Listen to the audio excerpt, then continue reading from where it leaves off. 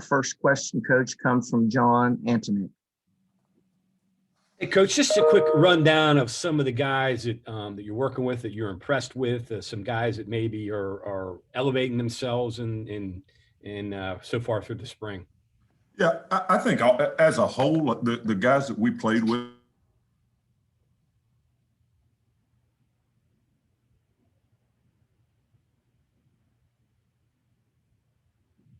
understanding of our defense, and they can communicate and get everything executed. And then the biggest surprise would be Scotty Young. And I shouldn't say surprise. The biggest impression is Scotty Young. He's had a great spring playing the spear position and also learning the free safety position. He is a terrific football player, has unbelievable instincts. He's the leader of our defense, one of the leaders of our defense. So he's had a really, really good spring. And then the newcomers coming on, and I know KJ's not a newcomer, but KJ Martin's came back with us this spring since after last season, and now he's coming on and having a really, really strong spring, and he's got a great opportunity because Sean Mahomes down a little bit right now, so he's missed some practice. So KJ Martin has had a really, really good spring, and then really excited about our young guy, Davis Mallinger. And I hated he hurt his knee on Saturday a little bit, but it's nothing serious, so he'll be back with us. But he's had a really, really good spring and starting to understand his position because he hadn't played defense in a long time. He played a lot of wideout last year, but he is going to be a great football player. Really excited about him. Coach, real quick, I know Neil mentioned Saturday. He said he likes where the ones are in totality with the defense. Backups are still being developed. Where do you see that from your view? I think the development is there. KJ Martin will have no drop off with KJ. He understands his limitations and his liabilities, but he'll be no drop off. It'll be our third safety in the game right now. And then if Davis Mallinger continues to impress and keep improving, he'll be our fourth guy in the game right now. And then we'll look at some of those other young guys that have come in this summer and join our team. So I feel good about where our depth is headed. Still got to add a couple more pieces. We may even add one more throughout the summer here, but like where we're headed. Enough for nickel and dime? Yes, sir. Yes, sir. We sure will. And we've got a whole package to where we call it our speed package. And we would have done it this spring, but just don't have the bodies right now, but we will once we get into the fall. Thanks. Yes, sir. Our next question comes from Kevin Kinder. Hey, Coach, good to talk to you again. Definitely. In terms of switching positions, flipping around a little bit, what are the easier position switches to make for the guys that you coach, or is there one that stands out as, hey, this is the most difficult, the biggest difference in skill sets in playing one spot versus another? In terms of the two safeties, the cat safety, the free safety, there really are no difference. They got a couple different calls, but they have the same exact techniques in both of them. So I think that position is the easiest to switch back and forth between. The spear is the one that has a little bit different because he's your hybrid corner safety guy that's got to play a little bit of man coverage out there on the number twos and things like that. So I would say that the spear to the cat safety, free safety positions is the hardest one to switch and play both of them. And then the two safeties should be interchangeable. And do you have one guy that maybe excels at that, can make those kind of switches the best, the easiest right now? Right now, the one that can play all three is Alonzo Adai. He's one of the smarter players that I've ever been around, and he understands not just what his positions are doing, but that's why he's able to play really fast, because he understands where the wheel's supposed to be, the mic's supposed to be, and all the pieces around him. But he can play spear, he can play cat safety, he can play free safety. Mahomes can play both safeties. I wouldn't feel comfortable putting him down at the spear position. I'd feel comfortable putting KJ Martin down in all three of them because he understands it, a very intelligent young man. And outside of that, I wouldn't mess with most of them, especially not Mallinger. He's going to learn just the cat safety right now and just try to get him to figure that part out. Michael Sussman. Coach, this was a defense last year that was able to generate a lot of turnovers, 11 interceptions. Have guys been making those big-time plays in practice to this point? And how much of an emphasis do you place on getting those turnovers? Well, the emphasis is that's one of our non-negotiables. Is we got effort to the football, and we got to get the ball in our hands. We got to make sure we get takeaways, is what we call them. We don't call them turnovers. We got to get takeaways on our side, and we harp that every single day. We work ball drills every single day inside of individual periods. They do edge work, and they'll get on the jugs after practice and catch ball drills. And it has shown up in practice. Well, we've had a few drops, which I'm not real happy about, but we have shown up. We're doing some things differently with our free safety and putting him really as an OTB guy, so he's able to lurk and steal some different concepts that the quarterbacks are giving us. So it is a high emphasis in terms of takeaways, and it's something we practice every single day, and it is showing up. Greg Hunter.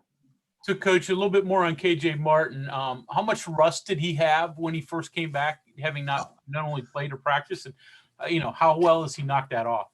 I'd say it probably took him 6 or 7 practices to knock it off fully. And the biggest adjustment for him was the live aspect of it, tackling. Because when you don't tackle in a long time, it becomes really hard to do. But he's got back into the flow of things. And like I said, I think about 6 or 7 practices it took him to knock that rust off. And I think he's back to full speed now, especially after Saturday. Jared Siri. Hey, Coach. Wanted to ask you a bit about Quamazius Mosby. Kind of what does his spring look like, and where do you see him slotting in at come the fall?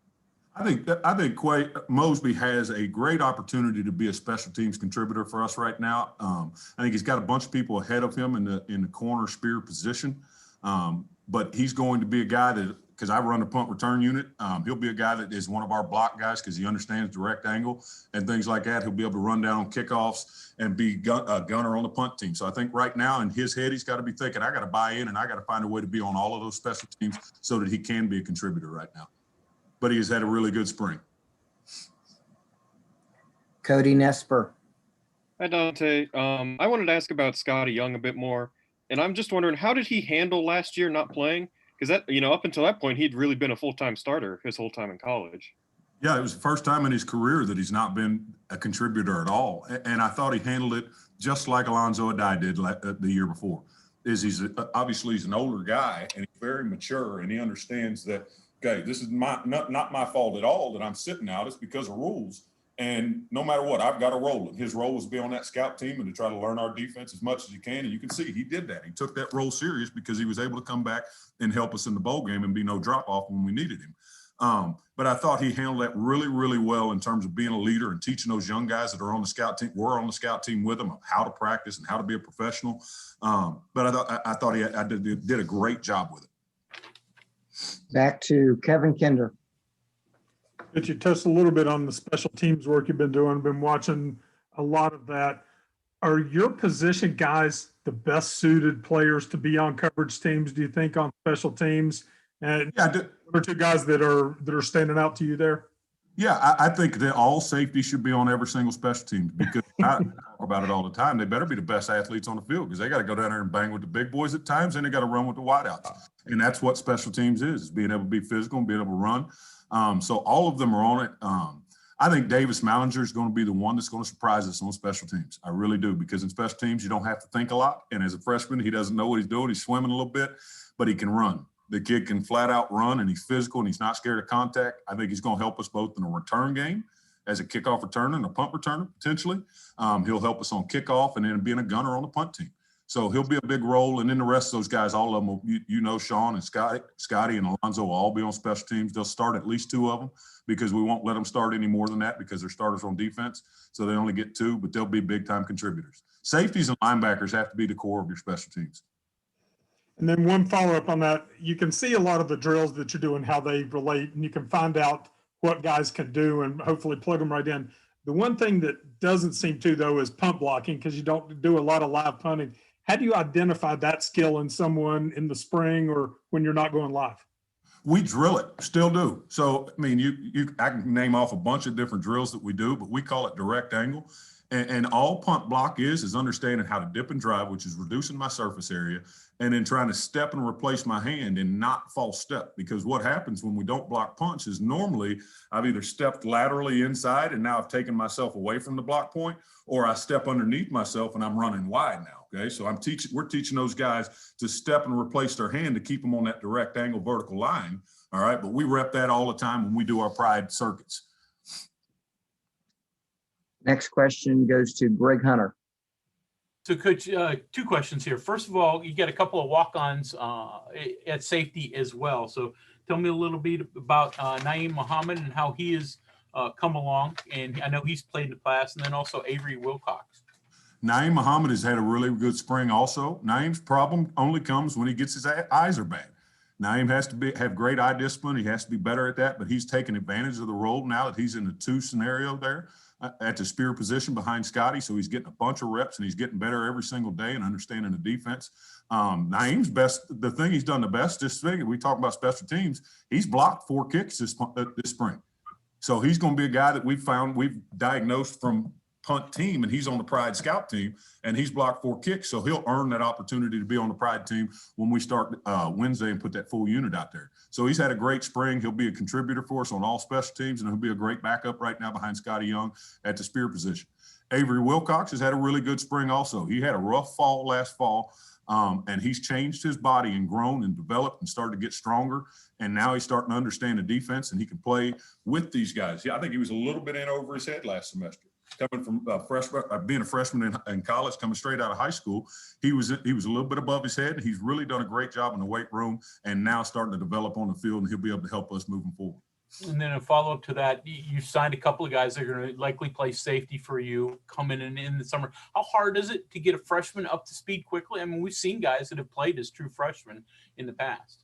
It's tough, but it's helped now because we get to use practices during the summer and have OTAs. So they get a little bit more time at it. They're not like the old school, and we just come in at fall camp and they get those 15 practices and they got to be ready to roll. So they get the extra practices, so we'll have time to do that. And honestly, the daggone quarantine has helped us so much because now we can teach off of Zoom. So I can go ahead and start having position meetings with these guys and start getting them a little bit of film and be ahead of schedule on that. So it's not as difficult as it used to be, but it's still not easy by any means. But we're going to have to count on those 2 guys that are coming in, both Aubrey Burks and St. McLeod. They're going to have to be ready to go for sure on special teams, and then they'll have to provide us depth on the back end. John Antoni. Coach, I've got 2 here. One, right now, in your opinion, what is the best attribute of this defense? That's a good question. Oh. What does it do well? They play well together. They play well together. They understand their roles, and they understand what they're good at and what their jobs are, and they don't worry about doing too much. They do their jobs. And if you want me to truly give you my best at, they play hard. They play really, really hard. And that's the resounding thing that why we were successful last year, because if we make mistakes and we're playing really, really hard, we can cover up for daggone mistakes. If we're playing lazy and giving a bunch of loafs, mistakes turn into big plays. And we were able to eliminate big plays by our effort and then understanding where we're supposed to be in our job. Last thing here, Jeff Kuntz had talked about this earlier last week about cross-training, particularly in this day and age. His Willies and Mikes, they're basically interchangeable. I'm assuming your guys are the same deal. You got a lot of hybrid guys that you can. So is that how you recruit now? I don't recruit a free. I recruit whatever I can fit all those. That is exactly right. I'm going to recruit the best safety that I can possibly get. And what we're hoping to get to is we recruit 3 bodies that are all the same from the spear, the cat safety, and the free safety, because that'll help us with tempos, which we get a lot of tempos in the Big 12. And that's where they get you, is they get you one side of the field. Now you got to run all the way to the other side because I'm just a cat safety or I'm just a spear. But if we can merge all those positions together, well, now we can play left and right, and now we get ahead of it. So yes, I am trying to completely get those guys to cross train and no bow. Coach, I would imagine too, disguising, if you got 3 interchangeable guys, you don't have to replace people out. That makes it much tougher for people to pick up what you're doing, right? Much tougher, much tougher. And like I'm not going to go into detail about it, but what we're doing with our free safety now, when you watch us play defense, you're going to see him over the ball a lot. And he's going to be over the ball, and then he's going to be playing cover 2 into the boundary. He's going to be over the ball, and he's going to be a run fitter off the back. He's going to be over the ball, and he's going to be playing number 2 into the field. So we're going to be able to do a lot of things with that disguise. But also, like you said, having those guys be mirrored and be left and right can really, really help with our disguise as well.